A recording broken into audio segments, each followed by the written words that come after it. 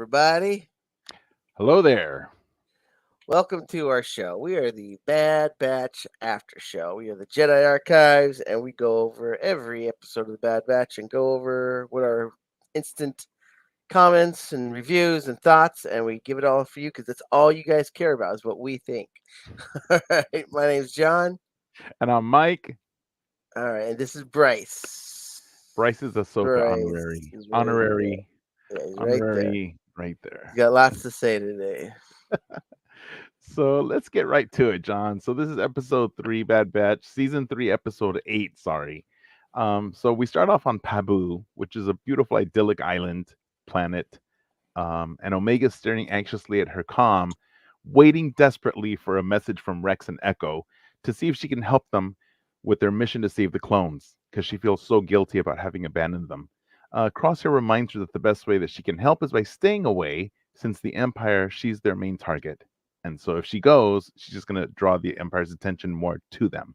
That's really important because she needs to do something, and I just hope she realizes that's her doing something. Staying away is you doing something, and I just really want her to embrace that because people, when they say they want to do something, it's almost like they got the pants on fire. I need to physically do something. Hmm. No, you staying away for the Empire is super important. So please do that. Stay away from the Empire. I actually do think she got it though, because it notice after he told her that, she was pensive and quiet, and she's taking it to heart because she didn't usually Omega. It's hard to get her to stop. She's just like Yeah. relentless. She wants to keep going. But once he told her that, I think she thought about it and realized, you know what, he's right. And I I think this is showing a good development between her relationship, her bond with Crosshair, because he's a good mentor for her. I definitely think there's a possibility she got. She definitely did not push back, which is like always what she do. You need to do this. I'm Mhm. not a child. I'm doing this. I Right. need to help. It's my job. She didn't push back at all. So I No. think it made her think. So Yeah, I think she didn't call him little brother. I think it's convicting her, but we'll see. I think maybe there here something bad happened. She goes, "We're gonna have to go." So we'll see how much it convicts her. But I think it's very important that she listens. That's true, but that's the thing about Omega. When she feels pressed between a rock and a hard place, she's gonna work. She's gonna do something. She can't not do something. Yeah. Can't dig yourself out of a hole. That's what I always tell people. Sometimes you just can't do it. Yeah. So then they receive a transmission from Fee, and we haven't seen her in a while, who's been trying to get intel about the M count. So unbeknownst to us, they've been worried about, Hunter's really perturbed and he's bothered and he's trying to figure out what's going on. So we didn't see this, but obviously he's contacted others and trying to find out information about this M count thing to figure out why the Empire wants Omega. Um, I Probably my favorite part of this whole episode was how Crosser goes, "Who's they?" And she goes, "A liberator of antiquities." Well, how does she word it? A liberator of ancient treasures or something like that. he's all, And then huh? just dead, like she's a pirate. He's a pirate. That probably Yeah, was my favorite part. I like that. It was really I like that part a that lot was real too. fun. So Yeah, that was fun. And so then Fee shares that the Class 1 bounty hunters, which is the class of bounty hunters, so is this apparently. the first time we've ever heard that in Star Wars? A class one bounty hunter? I think so, but I mean, it's pretty clear if it's Class 1, it's like first class or top tier, top level. It insinuates Yeah, that. no, I get that. I just this is Hmm. like the first time. I didn't know they've classified their Yeah. bounty hunters before. I'm sure it's in some random book somewhere before, but it's the first time I heard it like mainstream. So that was kind of cool to hear because, like you say, the bounty hunters on Empire Strikes Back. Those are probably the class one bounty hunters. So it's Right. kind of cool that Correct. the So all the the ones that we the know and love, imp, Dengar and the Empire ID. has a roller deck. So like, oh, this guy's B. Let's get the Class 1 bounty Yeah, hunters. we'll just bring the cream of the crop. These are the ones we can count on. So that was really let's cool. find let's find Dog the bounty hunter. But does that mean Fennec's not class one because she's not hunting M counts? I thought that was interesting. No, she is Class 1 because she had been contracted to do it as well. So Fee says that the Class 1 bounty hunters have been collecting M count targets for quite some time. And remember, Fennec shan't, well, it's going to come up later when they get to her.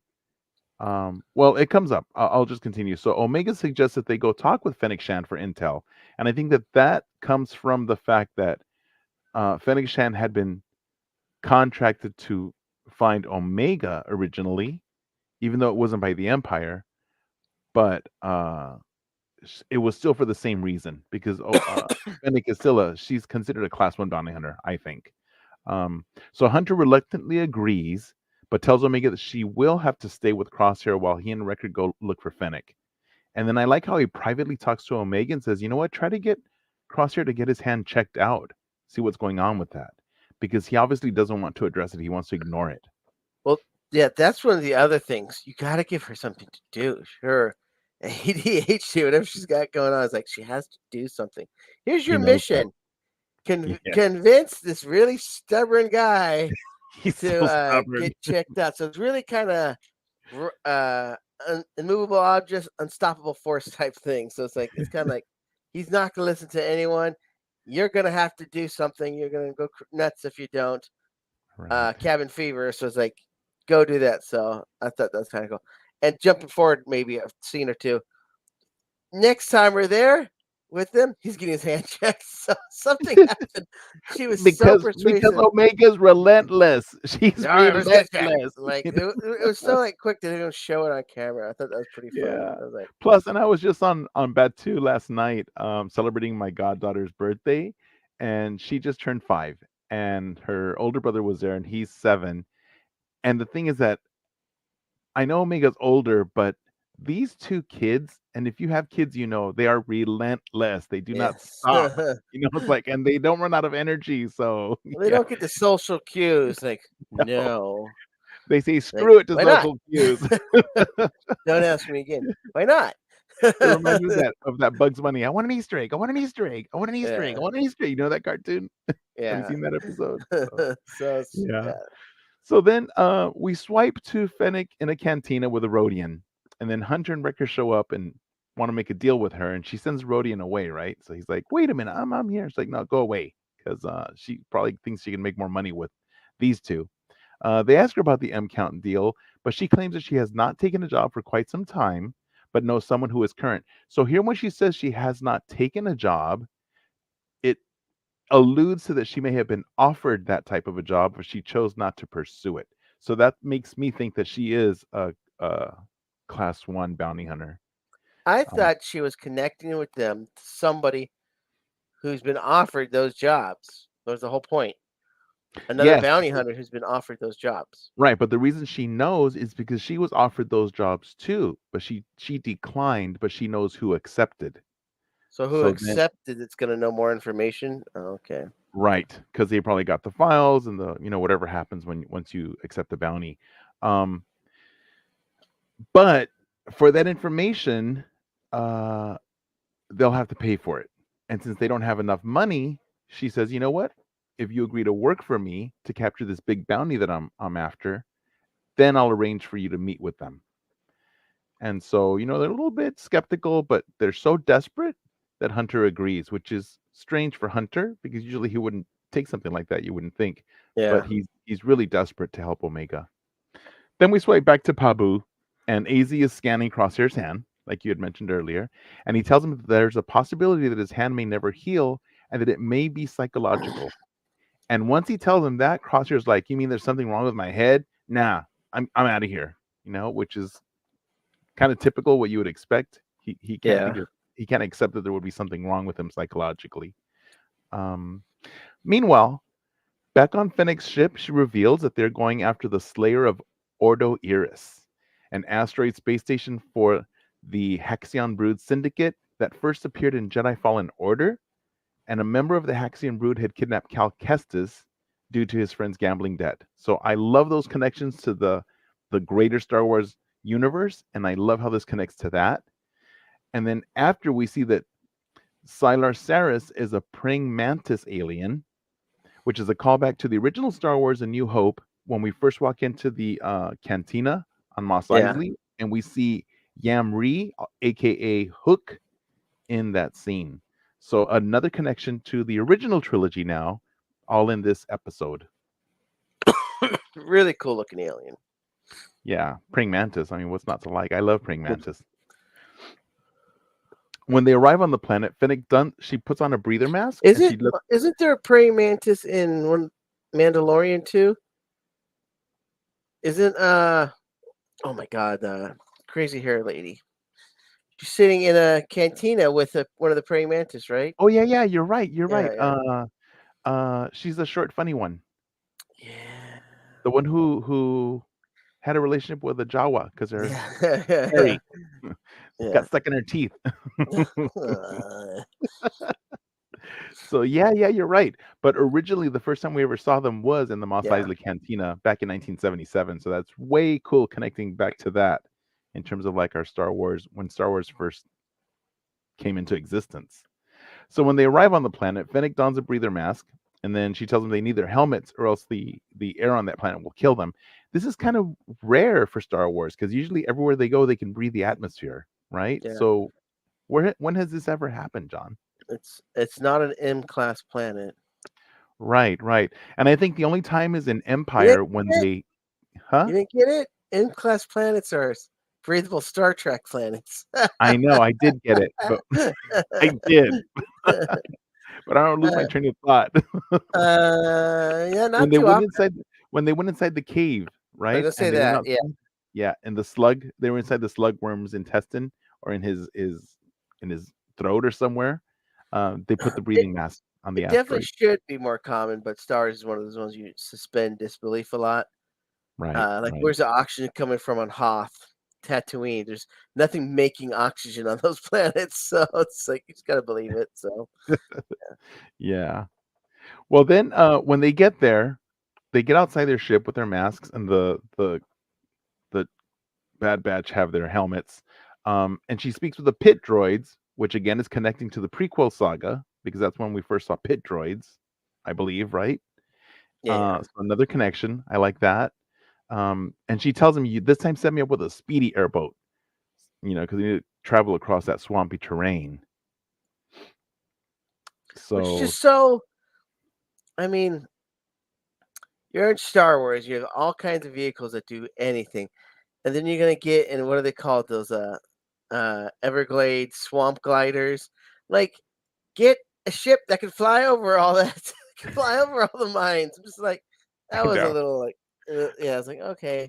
I mean, you see swamp, you have to be in an Everglades swamp thing. I'm like, Yeah. okay, but So yeah, now we have Star Wars Florida.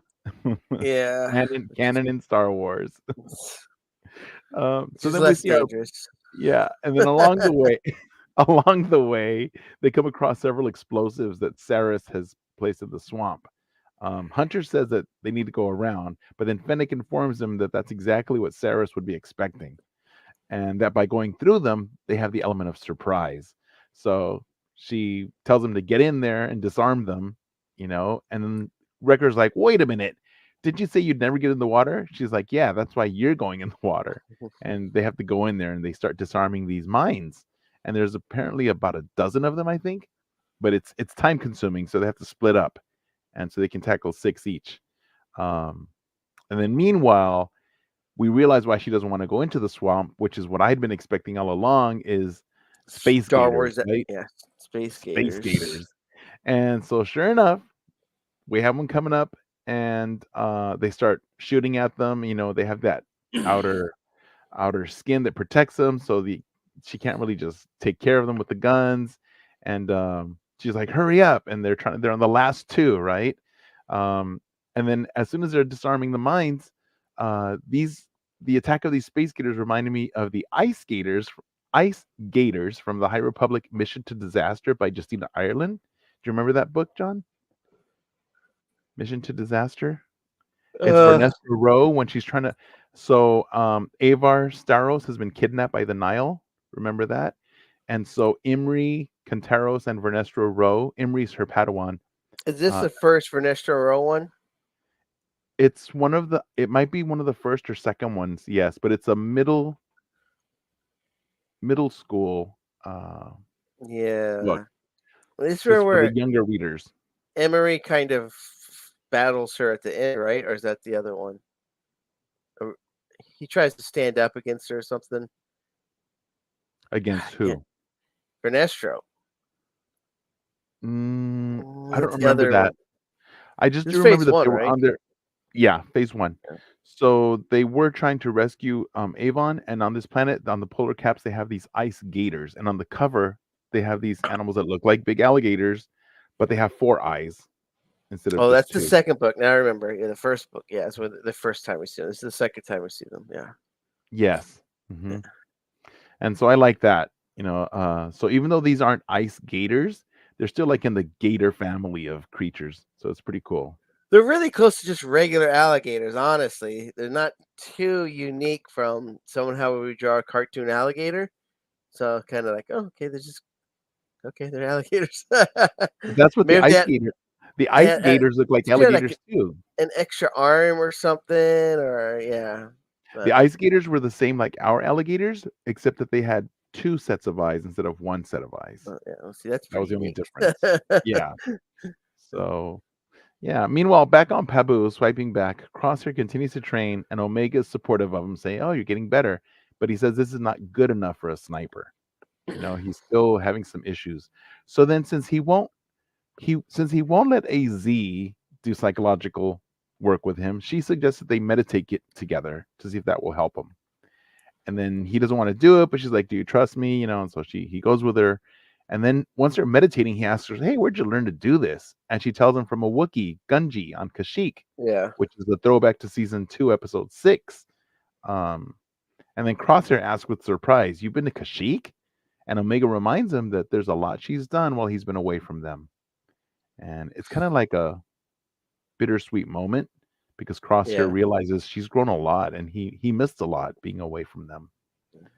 And I think he's growing attached. He's growing very attached to Omega Oh, for sure. But yeah, yeah. It's there. They're doing it on purpose. Two reasons: he's gonna be the one that raises her, or he's gonna die protecting her. And so hmm it's gonna be emotional either way. So, they're right, she's definitely got 2 dads right now. He's absolutely, actually more almost taking over than Hunter. So it's very, yeah. unique what I, they're doing with Hunter, yeah. I agree with you, John, because he's more attached. He actually spends more time with Omega and talking to her and training her than we Yeah. ever saw Hunter do. Hunter, I think, had definitely emotional, like, connection with her. I mean, yeah, but, But even so, Omega had more. She had more like interactions with even well, this Wrecker, season, she's just hanging out with Crosshair, like, right? they're they got the toothpick thing going at the same Right. time, like, they're, like, Well, best remember buds right now. they've been around each other for months and months and months, Yeah, at least 6 months, more than six yeah. months, where she was isolated and only had contact with Yeah. him and none of the others. So yeah.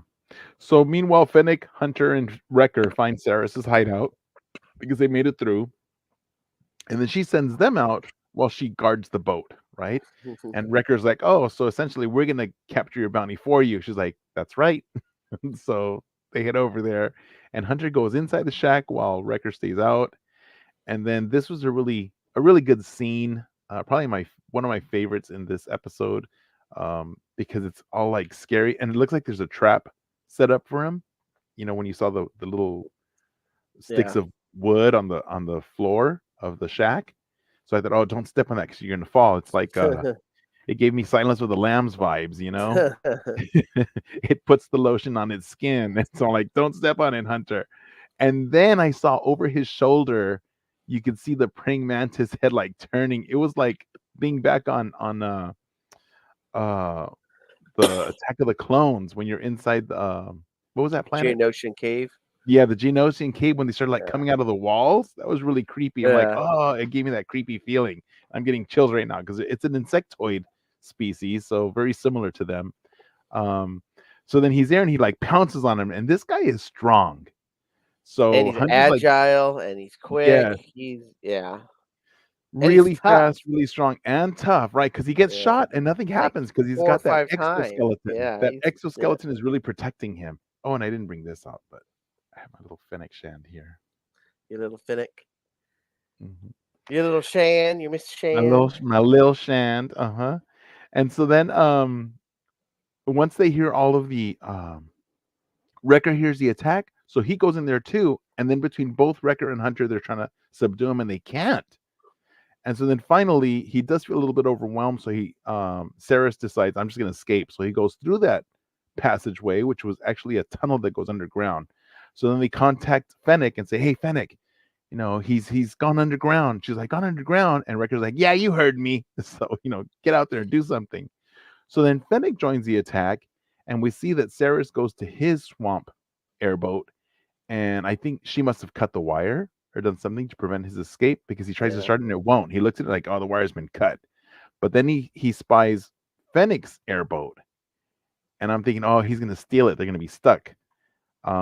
But nope. Um, the boys come out, and between the three of them, they subdue him by all three of them stunning him simultaneously. So that's what Yeah. it took for him to finally be stunned. All of them just like pounding on him, bzz, bzz, laser after laser bolt, and he finally passed out. So then Fennec takes them back to the Marauder, and then she says she'll get them the intel that they're after she collects her bounty. Now Hunter objects, and they're like, "This isn't what we agreed to." And she tells him, "Look, you can trust me or you can fight me. Your choice." And They then should have Hunter fought thinks her. about it. They That's what I should have. thought too. Yeah, they They should should have have took the fought her. bounty from her and said, "I'll hold on to it till you get my information." They should have Yeah. fought her. And then for sure, because once she leaves, She sells uh, them sh- out. well, she gets a call. We don't know. She It's sells very them out. it's very suggestive, John, that she's Yeah, double and she crossing sells them them. out. That's what happened. 100%. She sold them Yeah, out. Yeah. yeah. And remember, So, this isn't the Fennec Shand from Book of Boba Fett, because Book of Boba yeah, Fett is many years after this, many years, yeah. like 15 years after, right? She's a little more ambitious now. Doesn't care about loyalty or honor. So Yeah, yeah, right. She yeah. sold them She out in just a wants heartbeat. money. That's what Yeah. I think too. I'm like, damn you, Fennec. Curses. So yeah, but who could she have been talking to? You couldn't really tell. I was trying to listen, but it was like Bane. It's. distorted. I mean, it's. You think And it's Cat Bane? thing is It might Bane. be Asajj. It could be Asajj. Well, there's three options: Bane, Ashaz, or Boba Fett. Which I really hope it's Boba Fett. Daniel Logan Boba Fett. I think that'd be so cool. Well, but he's So just a kid though right now. We just no, saw he's like a teenager. he's like 15, right? He's probably I'd say that'd be the youngest he is. 15, I think 16. he could be like I think he could be up to like 18. I think he's around there. Let me see, So, because this is but if we saw him, where did we see him last time? Last time in animation, he was there like well, robbing he a was train or something. oh, you know what? You know what? You're right. He's older because we saw him in the original prequel trilogy and he was already like Omega's age back then. Yeah, You're right. So he's going to be a teen, a young adult. Yeah, you're yeah. right. So I think it'd be pretty That cool. would be so cool. I don't think we'll get him And though. the reason why I think it's here is too is because we got to see Daniel Logan, no sneak peek. And then the other Wait, thing is, but when he sees Fennec Shand in Book of Boba Fett, is there any hint that they know each other? I don't know. I I have to don't go think back and so. watch. It's a good point. Um, Yeah. uh, Well, let us know in the comments if you know if Fennec Shan, if you got that hint that they had known each other prior to Book of Boba yes, Fett. please comment. The other thing I think is important though is Omega almost blindly trusts all clones, and so who's She going to be does. able to easily capture a clone? She's going to see him, be like, "Hey, I'm your Yeah. brother, oh brother, brother. I'm an alter too." She says that she's going to be really attached to him. So I'm like, I think he has a really good in of stealing her Yeah. away, not against her will, and training Right. her into the Empire, which might be how Boba Fett becomes a Class 1, because he's obviously a Class Mhm. 1.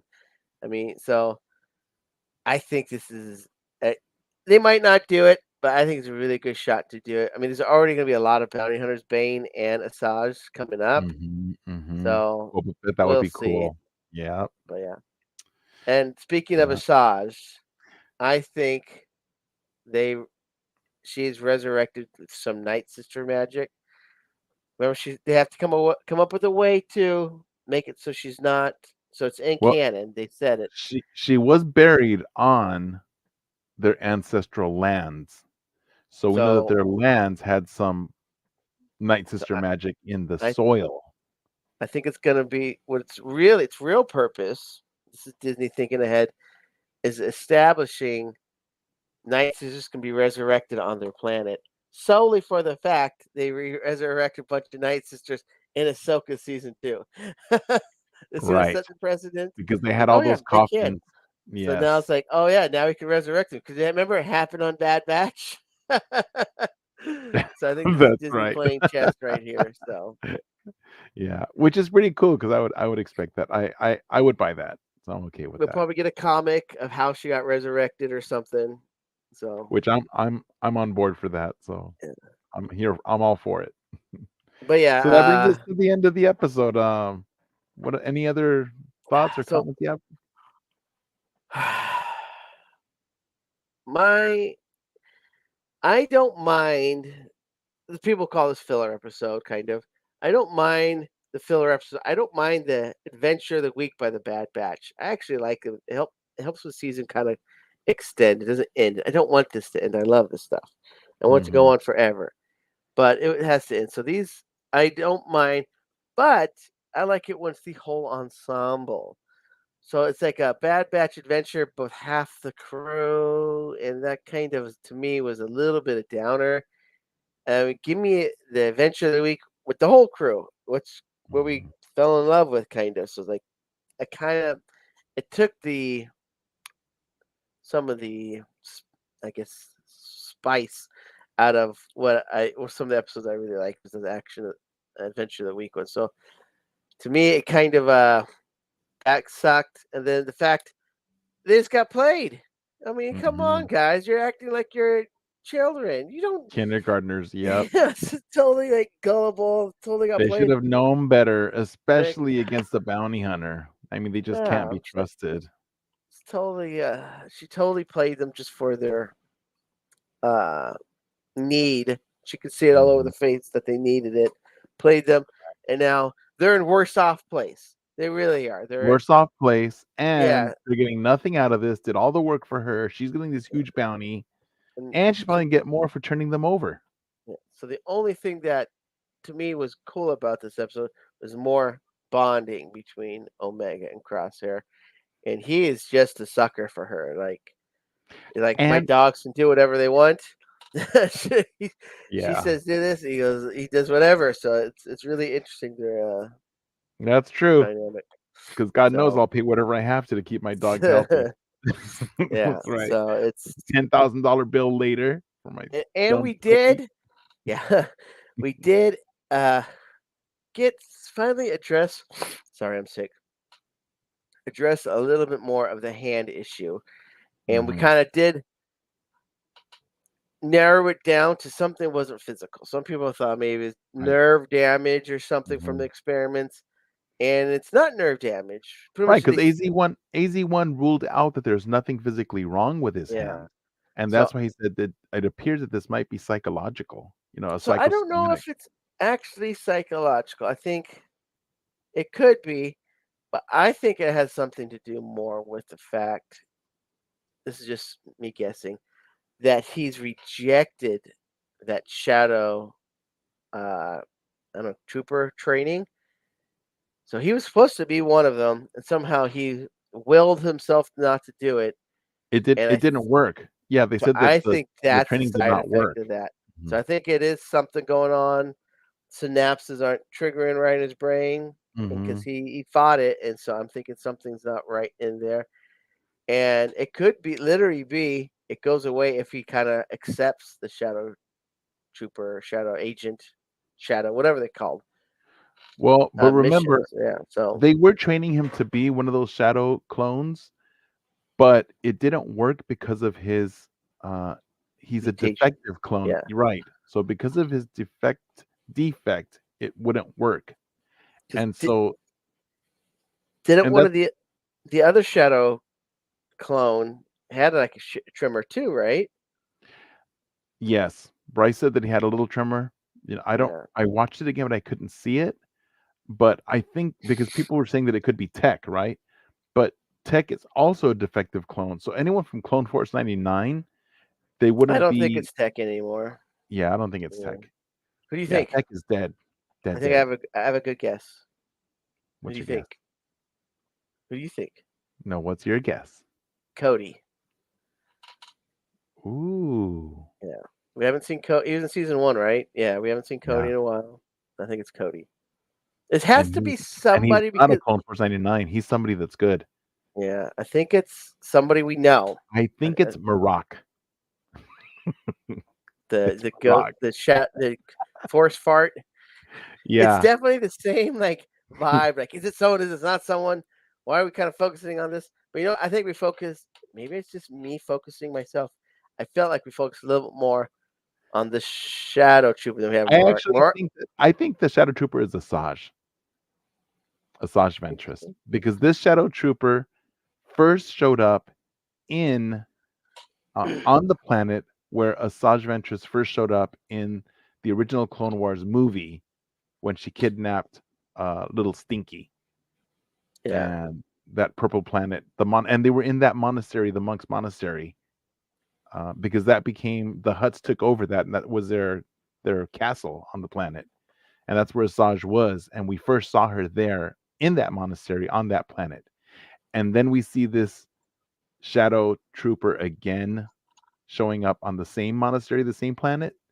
And then this Shadow Trooper can have tremendous leaps and survive going down waterfalls. And it's somebody who's not just a regular human. So I yeah. I think it's Asajj, It could be. It's a good one. resurrected Asajj. It's not a clone, but it doesn't have to be a clone. I mean, Mm-mm.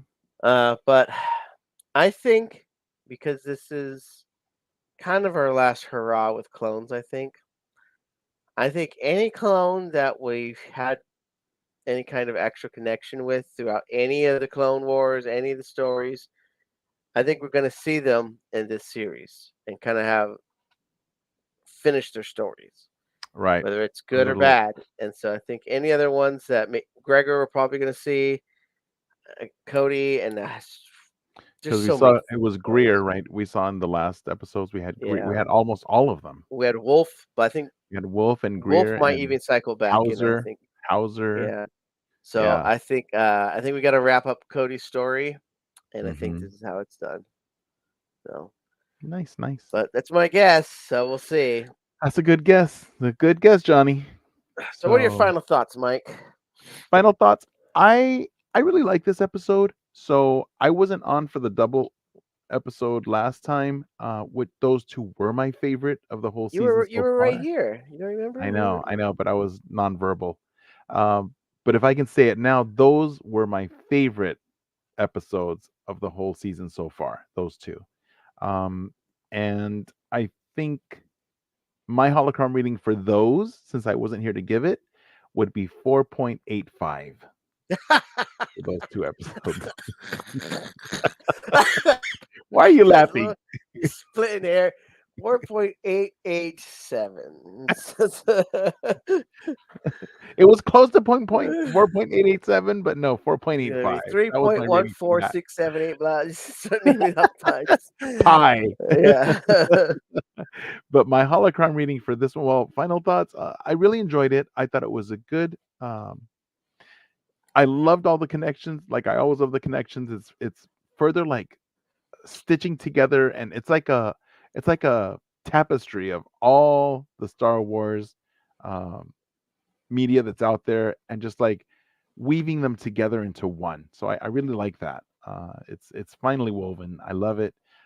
I give this episode a 4.0 rating.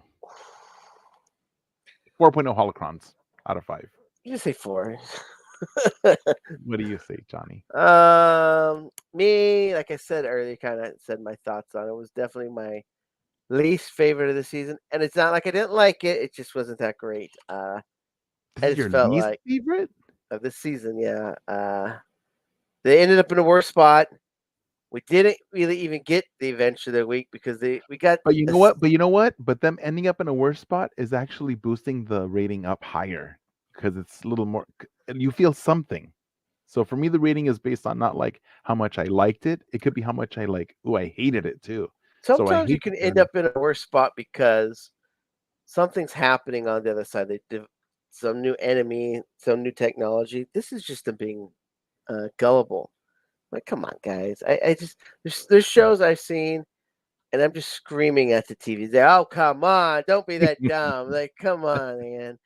So that's just those frustrate me, and it's like there's a show called I've mentioned it before in the show is the Korra, the Airbender, man. The whole 3, 4 seasons, I'm just screaming at the TV like, "Oh, come on, you can't be that dumb. Come on." So it's just like this kind of was like, you guys just got played. And I guess because maybe we live in reality, and you always have to look out for scams and people playing. It's like, come on. So that's totally is like, Yeah. you guys should have put the handcuffs on the insectoid yourself and held on to him and said, "You're not getting the bounty until we get our information." And instead, she goes, "No, I'll get it to you later. Trust me." I'm like, "What?"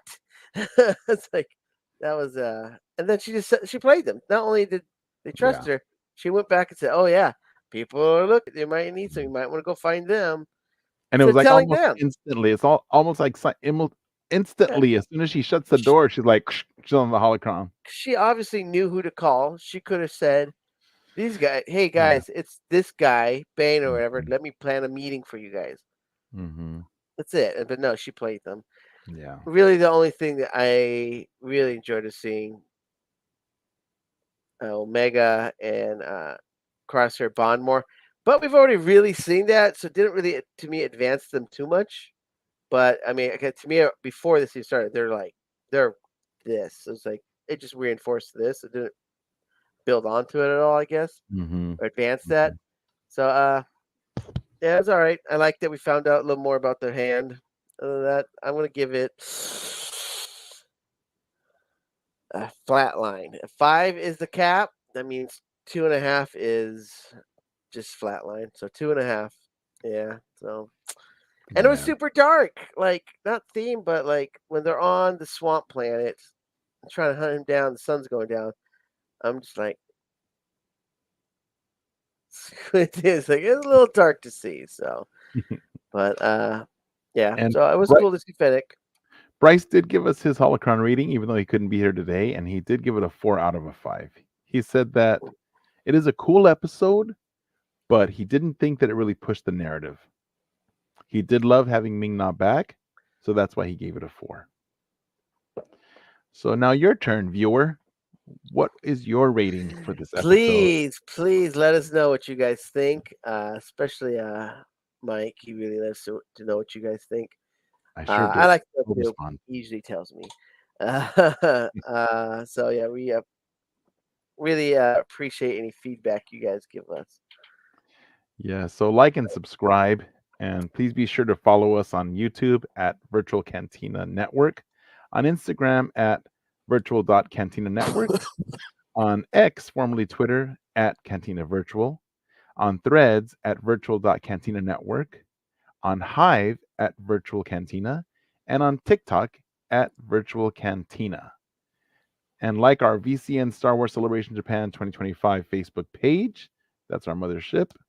Uh, Big thanks to our partner sites, Star Wars Book Nerds and Star Wars Comic Star Book Wars Club, Comics Book Club. Yes, which are both great sites to Facebook join. groups. Yeah, Facebook Mhm. groups. Join them, and tons of information there. So, and one last thing, isn't a great time to be a Star Wars fan right now? It's so I can't look on a feed or something, not some new Star Wars thing.